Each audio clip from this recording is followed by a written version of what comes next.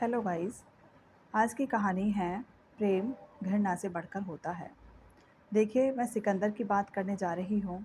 सिकंदर जिस देश पर आक्रमण करने की तैयारी में था, उसी देश का राजा जब उन्हें अपने सामने दिखाई दिया तो उनकी प्रसन्नता का कोई ठिकाना न रहा।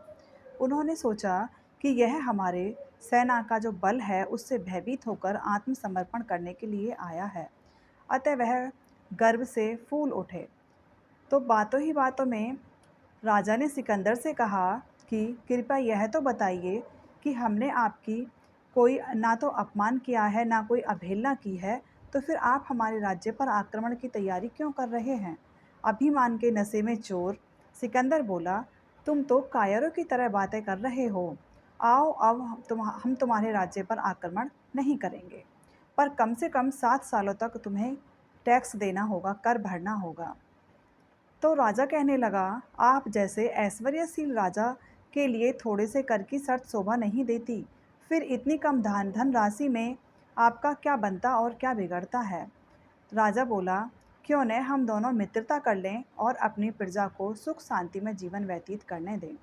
राजा ने सिकंदर को समझाते हुए कहा। सिकंदर राजा की बात मान गया।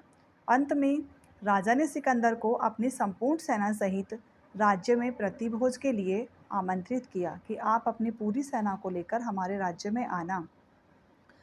निश्चित समय पर सिकंदर अपनी पूरी सेना को लेकर राजा के यहाँ पर पहुँच गया। स्वागत के लिए वहाँ राजा, मंत्रीगण और समस्त उनका जो सेना का बल था, सभी वहाँ पर स्वागत करने के लिए सिकंदर का पहुँच गया। सिकंदर अपनी सेना को चारों ओर से घिरा देखकर कांप उठा। उसे मित्रता के बीच विश्वासघात की गंध आ रही थी।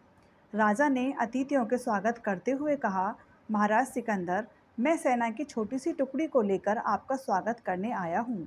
आप तो वैभवशाली सम्राट हैं, तो उनके स्वागत के लिए उनका स्तर भी तो उनकी तरह होना ही चाहिए, उनके लायक हो। ऐसा मैं सैन्य बल लेकर आया हूँ। शायद आपको यह शंका है या आपको ये मतलब लग रहा है कि मैंने सेना की दुर्बलता जो है उसके कारण मैंने आपसे मित्रता की है।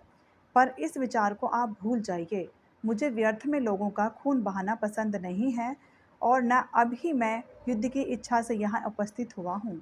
हम सब आपकी आगवानी करने के लिए आए हैं, आपका स्वागत करने के लिए आए हैं। हमारा विश्वास शांति और प्रेम में है, घृणा और युद्ध में नहीं है। तो दुनिया को मारकर या दुनिया को जीतकर मैं आपकी तरह सम्राट तो नहीं बन सकता, लेकिन मैं खून नहीं बहाना चाहता हूँ और मैं सभी को प्रजा को खुश रखना चाहता हूँ और खुश देखना चाहता हूँ। इस पर इतना सुना जब सिकंदर ने, तो उसका सिर लज्जा से झुक गया और वह राजा से उसने मित्रता कर ली। इस तरह से राजा ने सिकंदर को यह बताया कि प्रेम जो होता है वो घृणा से बढ़कर होता है। तो हमें हमेशा आपस में प्रेम से रहना चाहिए और एक दूसरे के साथ प्रेम पूर्वक व्यवहार करना चाहिए। Thank you and have a nice day.